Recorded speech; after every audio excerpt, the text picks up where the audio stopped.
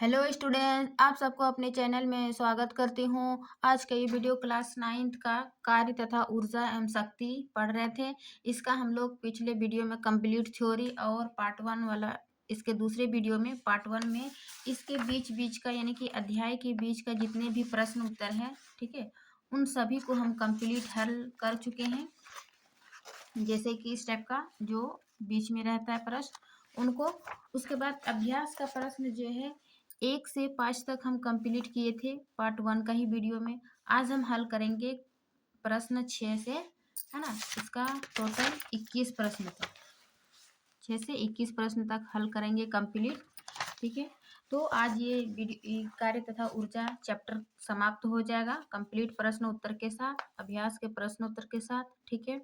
तो यदि आप इसका पार्ट 1 वाला वीडियो नहीं देखे हैं या फिर इसका कंप्लीट वन शॉट थ्योरी नहीं देखे हैं, तो आप चैनल पर प्लेलिस्ट बना हुआ है क्लास 9th का एनसीईआरटी, है ना, वन शॉट थ्योरी और क्वेश्चन आंसर, वहाँ से आप इसका थ्योरी देख सकते हैं और प्रश्न उत्तर बना सकते हैं, ठीक है। देखिए, वन शॉट वीडियो हम कम समय में जो है एनसीईआरटी का ही हर topic point to point notes तैयार करते हैं ताकि आपको कम समय में जो है बेहतर तैयारी कर पाए। तो चलिए बिना देरी के शुरू करते हैं। आज का क्वेश्चन क्लास 9th का, है ना, साइंस फिजिक्स, जो क्वेश्चन नंबर 6 क्या है। मुक्त रूप से गिरते एक पिंड की स्थितिज ऊर्जा लगातार कम होती जाती है। यानी कि मुक्त रूप से गिरते एक पिंड की स्थितिज ऊर्जा लगातार कम होती जाती है।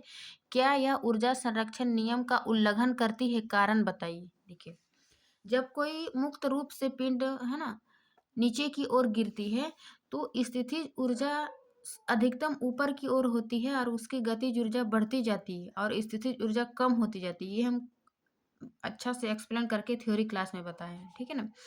स्थितिज ऊर्जा मैक्सिमम ऊपर होती है, लेकिन जैसे जैसे वो वस्तु नीचे की ओर गिरती है उसकी स्थितिज ऊर्जा कम होती है और गतिज ऊर्जा बढ़ती जाती है, ठीक है।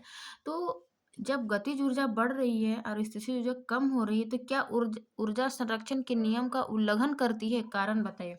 ऊर्जा संरक्षण का नियम यह कहती है कि ऊर्जा का ना तो विनाश किया जा सकता है और ना ही उत्पन्न की जा सकती है ना। लेकिन यहाँ तो ऊर्जा का विनाश हो रहा है, यानी कि गतिज ऊर्जा, स्थितिज ऊर्जा कम हो रही है, ठीक है ना। तो क्या है ऊर्जा संरक्षण का उल्लंघन करती है, उसका कारण बताइए। तो आइए जानते हैं इसका एक्सप्लेन कारण। देखिए, प्रश्न 6 का हल। मुक्त रूप से गिरते पिंड की स्थितिज ऊर्जा लगातार कम होती जाती है जबकि उसकी गतिज ऊर्जा जो लगातार बढ़ती जाती है। स्थितिज ऊर्जा कम हो रही लेकिन गतिज ऊर्जा क्या हो रही, बढ़ रही है, क्योंकि स्थितिज ऊर्जा का परिवर्तन गतिज ऊर्जा में हो जाता है। स्थितिज ऊर्जा का परिवर्तन किस में हुआ? गतिज ऊर्जा में, अर्थात दोनों ऊर्जा का योग स्थिर रहता है, ठीक है ना। अतः यहाँ पर ऊर्जा संरक्षण का उल्लंघन नहीं हुआ। देखिए, ऊर्जा क्या है? ऊर्जा एक रूप से दूसरे रूप में स्थानांतरित हो रहा है। तो जब उसके अंदर स्थितिज ऊर्जा था वस्तु के अंदर, है ना, कोई पिंड के अंदर, तो वो क्या हो रहा है कि जैसे जैसे नीचे की ओर आ रही है तो वो उसकी गतिज ऊर्जा बढ़ रही। तो स्थितिज ऊर्जा को गतिज ऊर्जा में बढ़ा तो यानी कि ऊर्जा का एक रूप से दूसरे रूप में परिवर्तन हो गया, ना कि ऊर्जा का संरक्षण नियम का उल्लंघन नहीं हुआ, क्योंकि ऊर्जा का ना तो नष्ट हो रहा है ना तो उत्पन्न हो रहा है, केवल क्या हो रहा है, एक रूप से स्थितिज ऊर्जा से गतिज ऊर्जा में परिवर्तन हो रहा है। तो इसीलिए जो है ऊर्जा संरक्षण का उल्लंघन नहीं हो रहा है। ये आपका एक्सप्लेन हो गया, ठीक है। फिर है 7 नंबर कि जब आप साइकिल चलाते हैं तो कौन कौन सी ऊर्जा रूपांतरण होते, है ना। जब हम लोग साइकिल चलाते हैं तो उसमें कौन कौन सी ऊर्जा होती है या कौन कौन सी ऊर्जा में परिवर्तन होता है, आपको वो बताना है। तो देखिए, जब हम साइकिल चलाते हैं तो वह गति करने लगती है ना। साइकिल चलाते हैं तो क्या होता है, गति करने लगते हैं। अतः हमारे शरीर की पेशीय ऊर्जा साइकिल के गतिज ऊर्जा में रूपांतरित हो जाता है। जो हमारे शरीर के पेशीय ऊर्जा है ना, तो वो साइकिल के गतिज ऊर्जा में, है ना, साइकिल के गति के कारण गतिज ऊर्जा में ट्रांसफर हो जाती है। अब साइकिल की यह गतिज ऊर्जा टायरों तथा सड़कों के बीच कार्यरत घर्षण बल के विरुद्ध कार्य करने में व्यय हो जाता है। यानी कि साइकिल के जो गतिज ऊर्जा है सड़क और चक्के के बीच क्या हो रहा है, घर्षण बल लग रही है ना, दो वस्तु के बीच घर्षण बल के विरुद्ध कार्य जो कर रहा है उसमें जो ऊर्जा है वो खपत हो जाती है, अर्थात गतिज ऊर्जा का उसमें ऊर्जा में रूपांतरित हो जाता है। फिर जो गतिज ऊर्जा है तो वो क्या करता है, उसमें ऊर्जा में रूपांतरण हो जाता है। तो इस प्रकार साइकिल चलाने में हमारे पेशीय ऊर्जा भी खपत हो रही है, गतिज ऊर्जा भी और उसमें ऊर्जा भी, है ना। उसमें ऊर्जा लास्ट में, पहले तो गतिज ऊर्जा की गति के कारण गतिज ऊर्जा, उसके बाद फिर पेशीय ऊर्जा, है ना। गतिज ऊर्जा सड़क के बीच घर्षण बल लग रही है ना, फिर घर्षण बल के ऊर्जा खपत होने के कारण उसमें ऊर्जा में रूपांतरित हो रही है। ठीक है, तो ये इतनी ऊर्जा खपत हो रही है हमें साइकिल चलाने में। अब नेक्स्ट क्वेश्चन 8 का देखते हैं कि जब जब आप अपनी सारी शक्ति लगाकर एक बड़ी चट्टान को धकेलना चाहते हैं, ठीक है, क्या करते हैं हम, सारी शक्ति लगाते हैं, एक बड़ी चट्टान को धकेलना चाहते हैं और इसे हिलाने में असफल हो जाते हैं। जब बड़ी चट्टान को धकेलते हैं और वो विस्थापित नहीं होता, बल तो लगाए लेकिन वो हिलाने में असफल हो जाते हैं, तो क्या इस अवस्था में ऊर्जा का स्थानांतरण होता है? सोचिए, जबकि हम लोग जो चैप्टर पढ़ रहे हैं और क्वेश्चन पूछ रहा है तो उसके बारे में सोचिए कि क्या इस अवस्था में ऊर्जा का स्थानांतरण होता है। आपके द्वारा व्यय की गई ऊर्जा कहाँ चली गई? जो हम पत्थर को धकेले, है ना, चट्टान को धकेलते हैं तो वो ऊर्जा हमारी कहाँ गई, जो कि पत्थर को आगे भी नहीं घिसका, हस्तांतरण भी नहीं हुआ। ठीक है, हम असफल, हिलाने में असफल हो गए, तो आखिर वो मेरे अंदर जो एनर्जी हम लगाए, बल लगाए, वो कहाँ चली गई, है ना, ये पूछ रहा है। तो देखिए, तो क्या यह ऊर्जा क्या है, आपके द्वारा व्यय की ऊर्जा कहाँ चली गई? देखिए पूछा है, हाँ, ऊर्जा का स्थानांतरण होता है। जब हम बल लगाए तो क्या हुआ, वो ऊर्जा का स्थानांतरण हुआ क्या, लेकिन कार्य शून्य होता है। कार्य जो हम बताए थे थ्योरी क्लास में, 3 प्रकार के, धनात्मक, ऋणात्मक और शून्य। शून्य कार्य में क्या होता है, या तो बल और विस्थापन के बीच 90 डिग्री का कोण बनाएगा, या फिर बल तो लगेगा लेकिन उस पर विस्थापित नहीं होगा। जैसे कि अभी हम चट्टान पर बल लगाए, बल तो मेरा लगा लेकिन क्या विस्थापित हुआ, नहीं हुआ, तो वो क्या हो जाएगा, कार्य शून्य हो जाएगा। ठीक है ना, तो लेकिन कार्य शून्य होता है क्योंकि बल लगाने पर चट्टान में विस्थापन नहीं होता है। हमारे शरीर की पेशीय ऊर्जा जो है, जो कि हम बल लगाए तो हमारे शरीर में पेशीय ऊर्जा हुआ, पेशीय ऊर्जा उसमें ऊर्जा के रूप में परिवर्तन होकर वातावरण में चली जाती है।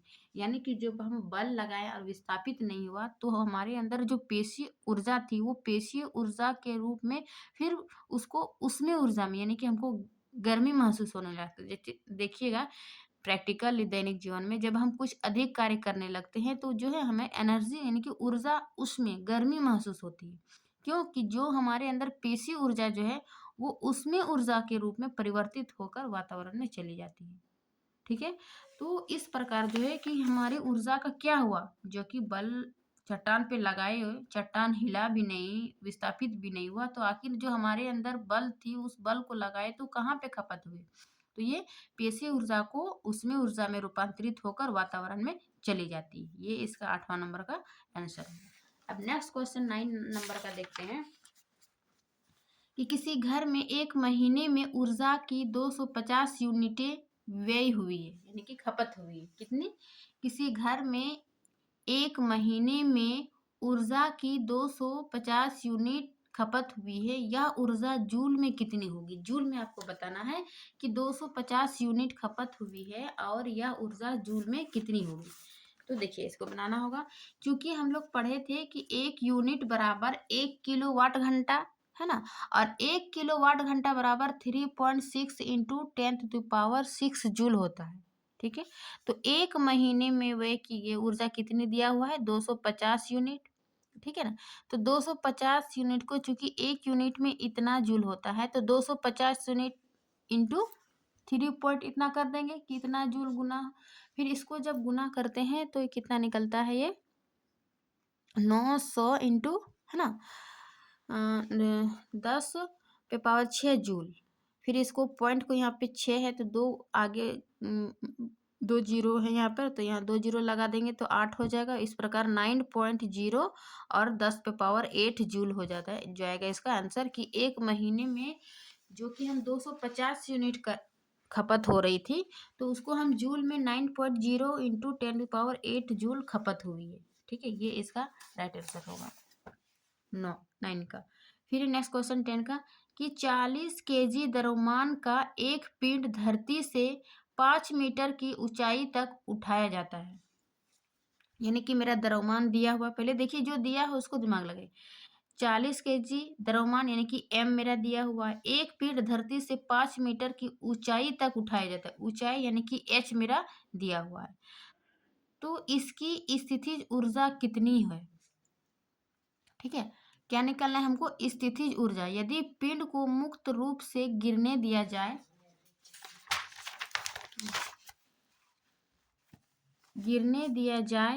तो जब पिंड ठीक आधे रास्ते पर है, क्या बता रहा है कि जब पिंड मुक्त रूप से गिरती है तो आधे रास्ते पर, उस समय उसकी गतिज ऊर्जा का परिकलन कीजिए। पहले तो उसको स्थितिज ऊर्जा निकालना है, और जब आधे रास्ते पर है तो उसको गतिज ऊर्जा निकालना है, और जी का मान यहाँ पर 10 मीटर प्रति सेकंड स्क्वायर लेना है। ठीक है, तो आइए पहले इसको हल करने की कोशिश करते हैं। सबसे पहले हम क्या बताए कि जो दिया हुआ है ना 40, क्या है m यानी कि द्रव्यमान कितना दिया हुआ है 40 केजी, ऊंचाई कितनी ही 5 मीटर, और जी मेरा क्या दिया हुआ है 10 मीटर प्रति सेकंड स्क्वायर। ठीक है, अब पिंड की स्थितिज ऊर्जा, पिंड की स्थितिज क्या हो जाएगा? Formula mgh। तो m भी मेरा दिया हुआ 40, g 10 और h ये मेरा क्या निकल गया डायरेक्ट 2000 जूल स्थितिज ऊर्जा। ठीक है ना, उसके बाद क्या कह रहा है कि जब ऊंचाई के आधे रास्ते पर आने पर उसका गतिज ऊर्जा निकालना है, यानी कि ऊंचाई का आधा करेंगे। ठीक है ना, तो u बराबर 0 हो जाएगा वहां पर, है ना, तो अंतिम वेग निकालना है। ठीक है, गतिज ऊर्जा निकालने की हमको v निकालना है ना, तो सबसे पहले हम v का मान निकालते हैं, उसके बाद हाफ mv² में उसका फॉर्मूला बैठाएंगे गतिज ऊर्जा में। ठीक है, तो v² बराबर u² प्लस 2ag, इस फॉर्मूला से v का पहले मान निकालते हैं। ठीक है, तो v² बराबर u यहाँ 0 हो गया, फिर 2 इंटू जी एच बैठा दिए, है ना, इसका मान, फिर इसको गुना किए 10 पचे 25 और 5 दूनी 50, v² 50, यानी कि v का मान जो है √50 मीटर प्रति सेकंड। ठीक है, निकला v। अब गतिज ऊर्जा पूछ रहा था, तो गतिज ऊर्जा बराबर हाफ mv²। ठीक है ना, हाफ m यानी कि 40 और v², क्योंकि v² का मान है कितना क्या 50, है ना, क्योंकि यहाँ रूट से इधर कर दिए थे। देखिए v² का मान क्या है 50, तो यहाँ डायरेक्ट 50 लिख दिए। अब क्या है, इसको कटाएं तो कितना निकला मेरा 1000 जूल। ये क्या निकला मेरा गतिज ऊर्जा 1000 जूल, और 2000 जूल मेरा क्या निकला था स्थितिज ऊर्जा। तो क्वेश्चन में यही पूछ रहा था कि पहले स्थितिज ऊर्जा निकालिए, है ना, ऊंचाई तक उठाया जाता है तो इसकी स्थितिज ऊर्जा निकाले। फिर जब मुक्त रूप से गिरने दिया जाए और आधे रास्ते पर, है ना, आधे रास्ते पर, उस समय उसकी गतिज ऊर्जा का परिकलन कीजिए। तो गतिज ऊर्जा का भी हम आधे उसको ऊंचाई का हाफ कर दिए और गतिज ऊर्जा का मान निकाल लिए। ठीक है, अब नेक्स्ट क्वेश्चन है 11 का कि पृथ्वी के चारों ओर घूमते हुए किसी उपग्रह पर, ठीक है ना, किसी उपग्रह पर गुरुत्वीय बल द्वारा कितना कार्य किया जाएगा? अपने उत्तर को तर्कसंगत कीजिए। यानी कि पृथ्वी के चारों ओर घूमते हुए किसी उपग्रह पर गुरुत्वीय बल द्वारा कितना कार्य किया जाएगा, वो अपने उत्तर को तर्क देना है। तो आइए जानते हैं 11 का कि पृथ्वी के चारों ओर, है ना, घूमते हुए उपग्रह पर गुरुत्वीय बल द्वारा किया गया कार्य शून्य होगा। कैसे? क्योंकि गुरुत्वीय बल और उपग्रह की गति की दिशा विस्थापन के बीच 90 डिग्री का कोण होता है। देखिए कोई ग्रह है, ठीक है ना, उसके घूमते क्या है, पृथ्वी के चारों ओर घूमते हुए उसके उपग्रह, तो केंद्र पर जो है उसको शून्य बल लगता है, गुरुत्वीय बल। ये थ्योरी भी में भी हम पढ़े थे कि जी के मान में परिवर्तन जब हम लोग पढ़ रहे थे, और इनके बीच जो है 90 डिग्री का भी कोण बन रहा है, तो ये क्या हो जाएगा, है ना, 90 डिग्री का कोण बन रहा है, इसलिए कार्य जो है यहाँ पर शून्य होगा। तो ये इसका एक्सप्लेन क्या कि अपने उत्तर का कितना कार्य किया जाएगा, तो शून्य कार्य किया जाएगा, है ना। फिर अब प्रश्न नंबर 12 का, क्या किसी पिंड पर लगने वाले किसी भी बल की अनुपस्थिति में इसका विस्थापन हो सकता है। कह रहा है कि जब कोई पिंड पर कोई है ना, उस पर बल नहीं लगाएंगे बल की अनुपस्थिति में, तो क्या विस्थापित हो सकता है? सोचिए, इस प्रश्न के बारे में अपने मित्रों तथा अध्यापकों से विचार विमर्श कीजिए। देखिए, हम पहले ही पढ़े थे कि बल के लिए दो शर्त होना चाहिए, है ना, कार्य के लिए। पहला क्या है? बल लगना चाहिए। दूसरा क्या है? विस्थापित होना चाहिए। यह पूछ रहा है कि क्या बल नहीं लगाएंगे और वो वस्तु विस्थापित हो जाती है, तो हम क्या सोचेंगे कि वो वस्तु पर बल विस्थापित हो सकता है। इस पर सोचिए। देखिए, इस प्रश्न में मतलब कि इस अध्याय में ज्यादातर तर्क करने वाला, विचार विमर्श करने वाला ही प्रश्न है, ठीक है ना, और उसी को हम तर्क तर्क के रूप में लिख कर लाए हैं। और जो भी बनाने का है ना, नॉमेरिकल, वो भी हम लिख रहे हैं। तो इसको तर्क देना है कि विस्थापित हो सकता है, ये पूछ रहा था बल लगाए बिना। तो इसका आंसर होगा हाँ। कैसे? बल की बल की अनुपस्थिति में पिंड में विस्थापन हो सकता है, क्योंकि न्यूटन के गति के प्रथम नियम से यदि कोई वस्तु एक समान गति से चल रही है तो चलती रहेगी जब तक उस पर कोई बाह्य बल कार्य ना करे। यहाँ विस्थापन हो रहा है किंतु बल अनुपस्थित है, अतः कार्य शून्य होगा। देखिए, न्यूटन के पहला गति में यानी कि जब कोई वस्तु है ना, तब तक विराम अवस्था में रहेगा जब तक कि उस पर कोई बाह्य बल नहीं लगाएंगे। ठीक है, तो बाह्य बल नहीं लगाते हैं जब, ठीक है, बल नहीं लगाया और वो वस्तु विस्थापित हो जाता है। कोई वस्तु जैसे गतिशील है तो वो गतिशील ही रहना चाहती है, तो चलती रहेगी, उस पर कोई बाह्य कार्य नहीं करेगा, है ना। और यहाँ पर विस्थापित हो रहा है किंतु किसके बल नहीं लगा रहे, फिर भी विस्थापित हो रहा है, क्योंकि वो अपने विराम अवस्था में ही रहना चाहते हैं, गति में ही रहना चाहते हैं, है ना, गति है तो गति में। तो इस प्रकार जो है वो न्यूटन के पहला नियम के अनुसार क्या हो जाएगा, उसका कार्य शून्य होगा लेकिन वो विस्थापित होगा बल की अनुपस्थिति में भी। ठीक है, ये इसका तर्क होगा। अब नेक्स्ट है 13 का। कोई मनुष्य भूसे के एक गट्ठर को अपने सिर पर 30 मिनट तक रखे रहता है। क्या है? भूसे के गट्ठर को अपने सिर पर 30 मिनट तक रखे रहता है और थक जाता है। क्या उसमें कुछ कार्य किया या नहीं? अपने उत्तर को तर्क संगत बनाइए। देखिए, कितना अच्छा क्वेश्चन है जो कि हम डेली लाइफ में से जुड़ा हुआ है ना, तो इसको जानना अति आवश्यक है। आप क्लास 9 का एग्जाम दीजिए अथवा नहीं दीजिए, लेकिन ये सब जो दैनिक जीवन में क्योंकि डेली यूज होने वाला, उसके बारे में जानना हम लोग को, ठीक है ना, चाहिए।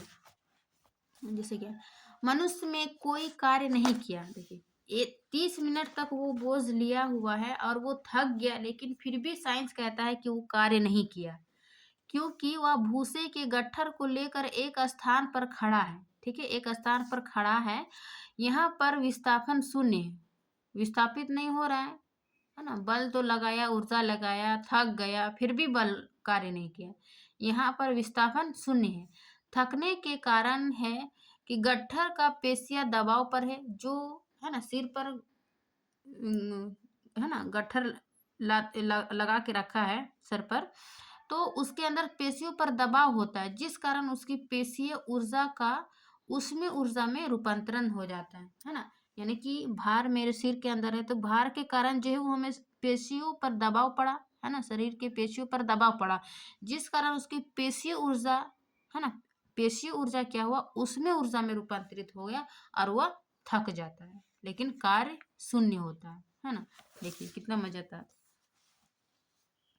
फिर नेक्स्ट क्वेश्चन 15 का। जब हम किसी सरल लोलक के गोलक को एक ओर ले जाकर छोड़ते हैं तो यह दोलन करने लगता है। ठीक है ना, क्या है? दोलन करने लगता है। इसमें होने वाले ऊर्जा परिवर्तनों की चर्चा करते हुए ऊर्जा संरक्षण के नियम को स्पष्ट कीजिए। ठीक है, क्या कह रहा है? ऊर्जा संरक्षण के नियम को स्पष्ट कीजिए। गोलक कुछ समय बाद विराम अवस्था में क्यों आ जाता है? अंततः इसकी ऊर्जा का क्या होता है? क्या यह ऊर्जा संरक्षण नियम का उल्लंघन है? ये बताना आपको, ठीक है ना, लोलक के बारे में। तो देखिए, ऊर्जा संरक्षण के बारे में पूछ रहा है, तो हम यहाँ पर ऊर्जा संरक्षण के नियम को लिख देते हैं, है ना। एक मिनट।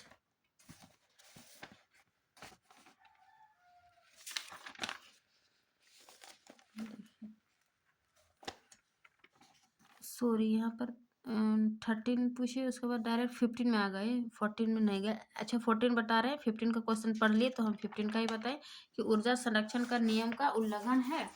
तो देखिए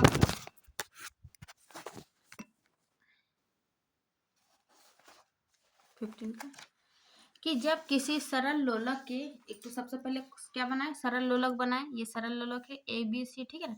जब किसी सरल लोलक के गोलक को एक ओर ले जाकर छोड़ते हैं, ठीक है ना, यहाँ से शुरू किए, एक ओर ले जाके छोड़ते हैं तो वह दोलन करने लगता है, दोलन करेगा, है ना, आगे पीछे दोलन करने लगता है और निम्न स्थितियां बनती है। क्या स्थिति बनती है कि जब गोलक बिंदु ए पर होता है, जब गोलक बिंदु ए पर होता है, देखिए यहाँ पे लिखे, तो उसमें केवल स्थितिज ऊर्जा होती है।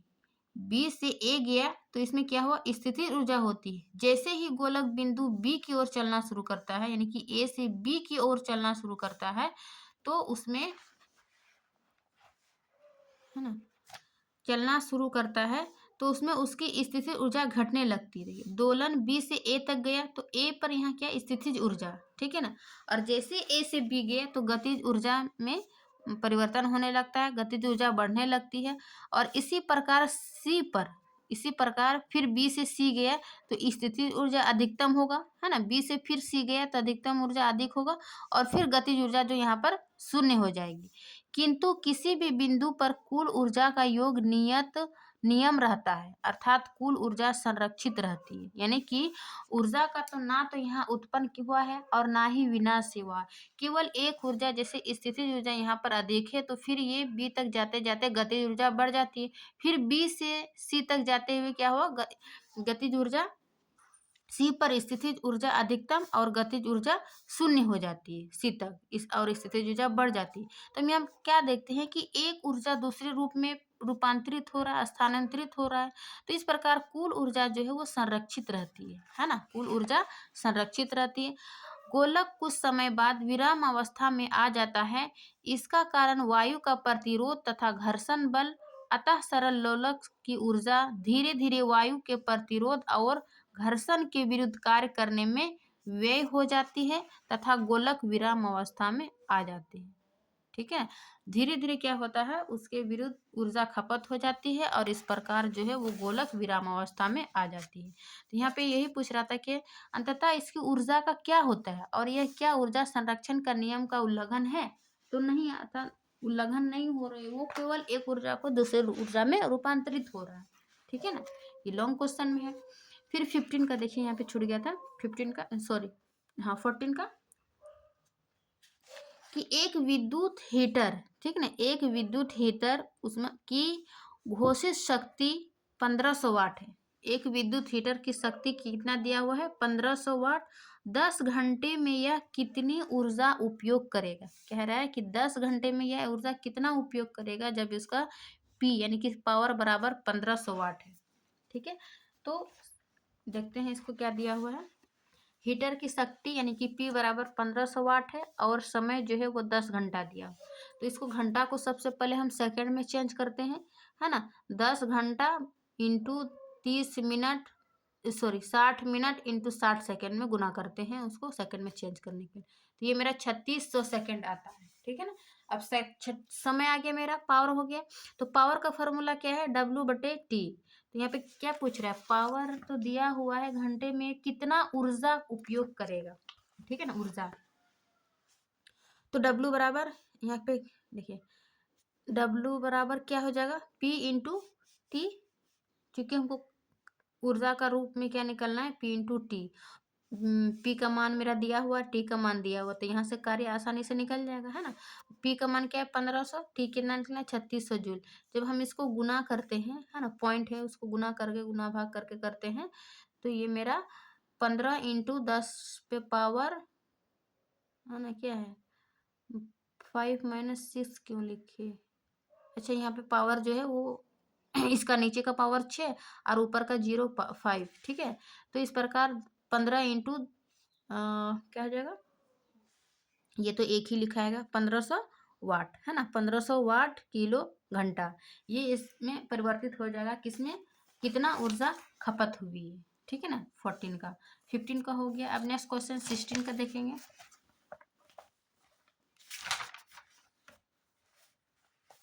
16 का क्या है कि m द्रव्यमान का एक पिंड एक नियत वेग v से गतिशील है। क्या है कि एक द्रव्यमान m है और एक पिंड एक नियत वेग v से गतिशील है, तो पिंड पर कितना कार्य करना चाहिए कि यह विराम अवस्था में आ जाए, है ना।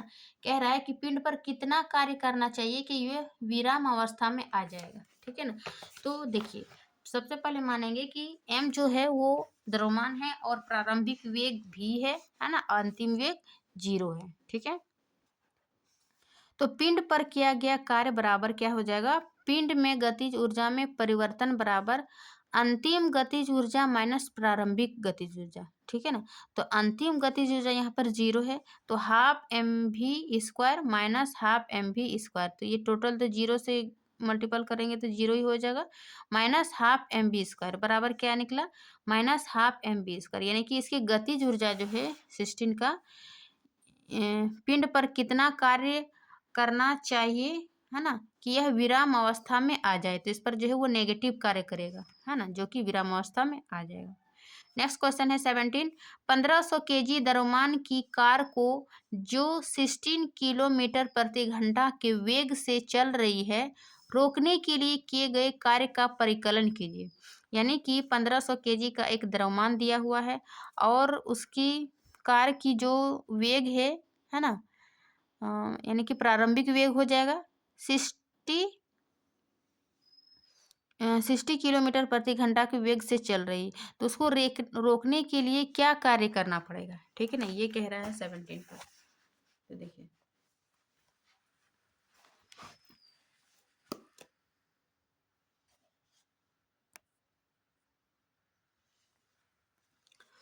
तो देखिए m बराबर कितना दिया हुआ है 1500 kg और प्रारंभिक वेग u यानी कि 60, है ना, 60 किलोमीटर प्रति घंटा।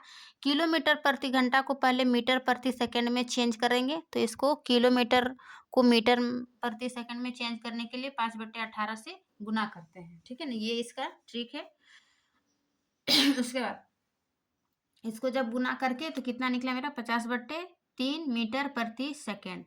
अब क्या है, कार का अंतिम वेग 0 मानेंगे। अब कार को रोकने में किया गया कार्य, ये पूछ रहा था ना कि कार को रोकने में कितना कार्य किया होगा, यदि इसका द्रव्यमान इतना दिया हुआ है, इसका वेग है 60 किलोमीटर प्रति घंटा, तो रोकने में किया गया कार्य बराबर हो जाएगा कार के गतिज ऊर्जा में परिवर्तन। जब उसको हम रोकें तो रोकना बराबर क्या हो जाएगा कि कार्य में जो गतिज ऊर्जा था वो परिवर्तन हो जाएगा, तो उसके बराबर हो जाएगा बराबर अंतिम गतिज ऊर्जा माइनस प्रारंभिक गतिज ऊर्जा, ठीक है। तो अंतिम गतिज ऊर्जा हाफ mv² और माइनस प्रारंभिक गतिज ऊर्जा हाफ mu², क्योंकि प्रारंभिक वेग u और अंतिम वेग v होगा, ठीक है। तो अब इसका मान पुट करेंगे, हाफ m 1500 इंटू u क्या है यहाँ पर, सॉरी अंतिम वेग क्या है 0, तो यहाँ पर 0 का स्क्वायर माइनस हाफ m, है ना, 1500 kg, u कितना है मेरा निकला था 50/3, तो 50/3 का स्क्वायर, यानी कि जब इसको टोटल, है ना, 0 हो जाएगा, क्योंकि यहाँ पे 0 से गुना है ना, तो 0 माइनस फिर यहाँ हाफ mv², यानी कि 2 से इसको कटाते हैं तो 750 इंटू 50/3 इंटू 3, यानी कि इसको 2 बार गुना करेंगे ताकि हमको कटने में आसानी होगा, है ना, 3 कटाते हैं तो ये निकलता है मेरा 250 इंटू 3 से 250 इंटू 50/3, है ना। जब इसको हम गुना करके भाग देते हैं तो ये मेरा 20,833.3 जूल निकलता है, और ये नेगेटिव, यानी कि हमको इस पर जब कोई वस्तु इतना 1500 kg का द्रव्यमान है और उसका वेग दिया हुआ है, तो कार को रोकने के लिए हम इतना नेगेटिव माइनस कार्य लगाएंगे, है ना, यानी कि नेगेटिव कार्य करना पड़ेगा, तब वो जो है वो कार को रोकने में समर्थ होंगे, है ना। कार को रोकने में किया गया कार्य ये इतना जूल आया, ये मेरा 17 का आंसर था, 17, है ना। वही पूछ रहा था कि रोकने के लिए किए गए कार्य का परिकलन कीजिए, तो रोकने के लिए इस पर क्या करेंगे, ऋणात्मक कार्य करना पड़ेगा, है ना, और इतना जूल कार्य करना पड़ेगा, ठीक है। अब 17 हो गया, 18 का क्या है, देखिए निम्न में से प्रत्येक स्थिति में, मतलब स्थिति दिया हुआ है कि प्रत्येक स्थिति में m द्रव्यमान के एक पिंड पर m द्रव्यमान है इसमें, है ना, सभी में क्या है, m द्रव्यमान की एक पिंड है, ठीक है। पिंड पर एक F बल लग रहा है, क्या लग रहा है, इस पर एक F बल लग रहा है। तो विस्थापन की दिशा पश्चिम से पूर्व की ओर है, विस्थापन की दिशा इधर पश्चिम से पूर्व की ओर है, जो एक लंबे तीर से प्रदर्शित की गई। इधर पूर्व पश्चिम हो जाएगा, इधर पूर्व, यानी कि पश्चिम से पूर्व की एक लंबे तीर से प्रदर्शित किया गया। चित्रों को ध्यानपूर्वक देखिए और बताइए कि क्या क्या गया कार्य ऋणात्मक, धनात्मक या शून्य। देखिए कार्य के जब हम प्रकार बताए थे, क्या, धनात्मक, ऋणात्मक और शून्य कार्य। उसी से पूछ रहा है कि कौन सा कार्य विस्थापित जो हुआ जिधर, तो कौन सा धनात्मक होगा, ऋणात्मक होगा और शून्य होगा। तो देखिए बल किधर लग रही है, ऊपर की ओर, और विस्थापित किधर हो रहा है, पश्चिम से पूर्व की ओर। तो देखिए ये 90 डिग्री का कोण बना रहा है, और 90 डिग्री का कोण जब बनता है तो क्या बताए थे कि कार्य जो है वो शून्य होगा, है ना, क्योंकि 90 डिग्री बना रहे हैं। और देखिए इधर बल लग रही है ना, पश्चिम से पूर्व की ओर, और विस्थापित किधर हो रहा है, पश्चिम से ही पूर्व की ओर, यानी कि जिधर बल लग रही है उसी दिशा में विस्थापित हो रही है। तो ये क्या हो जाएगा, धनात्मक कार्य। जबकि देखिए बल पश्चिम की ओर लग रही है, लेकिन विस्थापन पूर्व की ओर हो रही, विपरीत हो रही, तो ये क्या हो जाएगा, ऋणात्मक कार्य का उदाहरण। यहाँ पर भी वही लिखना था कि इसमें क्या हो रहा है, कि शून्य कार्य हो रहा है, इसमें धनात्मक कार्य हो रहा है, और इसमें ऋणात्मक कार्य हो रहा है। चित्र के अनुसार यही आपको बताना था कि बताइए कि क्या गया कार्य धनात्मक है, ऋणात्मक है या फिर शून्य है, ठीक है ना। ये 18 का था। अब 19 का देखते हैं। सोनी कहती है कि किसी वस्तु पर त्वरण शून्य हो सकता है। क्या ये सही है कि त्वरण शून्य हो सकता है किसी वस्तु पर, चाहे उस वस्तु पर कोई बल कार्य कर रहे हो? क्या आप इससे सहमत है, बताइए क्यों, है ना। किसी वस्तु पर त्वरण शून्य हो सकता है, चाहे उस पर कोई भी बल कार्य कर रहे हो, क्या आप इस बात से सहमत है, तो बताइए क्यों, यदि है तो इसका आंसर होगा हाँ, हम सोनी से सहमत है, क्योंकि यदि किसी वस्तु पर कोई बल कार्य कर रहे हो तथा उन बलों का परिणामी बल शून्य हो, तो वस्तु का त्वरण भी शून्य होगा। यदि कोई वस्तु पर बल लगा रहे हैं और उस बल का परिणामी बल जो है वो शून्य होगा, तो त्वरण भी शून्य होगा। क्यों, इसका फॉर्मूला एक पढ़े थे कि F बराबर ma, ठीक है ना, यानी कि बल बराबर द्रव्यमान इंटू त्वरण। त्वरण तो यदि हम बल यहाँ पर 0 देते हैं, है ना, तो m बराबर क्या हो जाएगा, 0, m बराबर 0, है ना। तो द्रव्यमान और a, तो a भी बराबर क्या हो जाएगा, 0। तो इसलिए हम कह सकते हैं कि यदि कोई वस्तु पर परिणामी बल शून्य होगा तो उसको द्रव्यमान भी क्या हो जाएगा, शून्य हो जाएगा। ये इसका कारण बताना था। अब नेक्स्ट क्वेश्चन 20 की ओर। 20 क्या है कि चार युक्तियां जिनमें प्रत्येक की शक्ति यानी कि वाट दी हुई है ना, 500 वाट दिया हुआ है पावर, 10 घंटे तक उपयोग में लाई जाती है। इनके द्वारा व्यय की गई ऊर्जा जूल में परिकलित कीजिए। जो इनके द्वारा ऊर्जा की खपत हुई है उसको जूल में परिवर्तन कीजिए, है ना। P बराबर 500 वाट, टाइम बराबर 10 घंटे, और उस कार्य को, ऊर्जा को जूल में परिवर्तित कीजिए। तो सब जानते हैं क्या क्या दिया हुआ। एक युक्ति की शक्ति यानी कि P बराबर 500 वाट दिया हुआ है, ठीक है। तो इसको किलो वाट में चेंज करने के लिए 500 बट्टे 1000 से गुना भाग करते हैं, है ना, तो इसको किलो वाट में चेंज हो जाता है। तो एक युक्ति द्वारा वे ऊर्जा, है ना, एक युक्ति द्वारा वे ऊर्जा कितना हो जाएगा, चूंकि 10 घंटे यूज, है ना, 10 घंटे उपयोग में लाई जाती है, तो उसको क्या करेंगे, 10 से मल्टीपल कर देंगे, यानी कि 500 बट्टे 1000 इंटू 10, ठीक है ना। तो जब इसको हम कटाते हैं, 2 शून्य शून्य, इधर शून्य शून्य कटा, तो क्या क्या निकला मेरा, 5 किलो वाट घंटा। ये क्या निकला, एक युक्ति द्वारा वे ऊर्जा, है ना, खपत की गई ऊर्जा। तब P बराबर क्या हो जाएगा, W बट्टे T, यानी कि पावर बट्टे कार्य बट्टे समय, है ना। तो इस प्रकार कार्य बराबर क्या हो जाएगा, P into T, power into T, ठीक है ना। अब 4 युक्तियां, तो 4 युक्तियां यानी कि समय क्या लेंगे हम, यहाँ 5 सेकंड मेरा निकला, सॉरी ऊर्जा 5 किलोमीटर पर किलो घंटा निकला। तो 4 युक्तियां बोला, तो 4 से गुना कर देंगे, है ना। तो अब तो क्या निकला 4 पंचे 20। तो यही जो है 4 युक्तियों में 4 से क्योंकि एक का निकला मेरा 5, तो 4 युक्तियों से क्या हो जाएगा 4 पंचे 20 यानी कि 20 किलो वाट घंटा। ये मेरा निकला। क्या पूछ रहा था? ऊर्जा जूल में परिकलित कीजिए, है ना। तो ये जूल हुआ 20 किलो वाट घंटा। तो ये इसका आंसर हो जाएगा 20 का। फिर नेक्स्ट क्वेश्चन 30 का 21 का।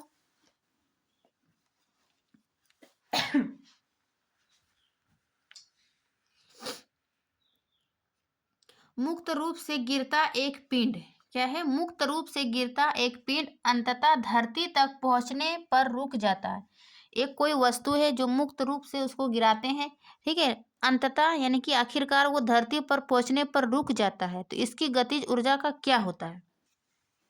ठीक है, तो इसको हम पढ़े थे गतिज ऊर्जा और स्थितिज ऊर्जा के बारे में कि जब कोई पिंड मुक्त रूप से धरती पर गिरती है तो इसकी गतिज ऊर्जा का कुछ भाग ध्वनि ऊर्जा, धरती से टकराने पर ऊष्मीय ऊर्जा में, तथा कुछ ऊर्जा घर्षण के विरुद्ध कार्य करने में व्यय हो जाता है ना। सबसे पहले वस्तु जो पिंड में है ऊपर में स्थितिज ऊर्जा होती है, और जैसे जैसे वो वस्तु नीचे की ओर आती है तो उसकी गतिज ऊर्जा बढ़ जाती है, और गतिज ऊर्जा का कुछ भाग जो है वो ध्वनि ऊर्जा में, है ना।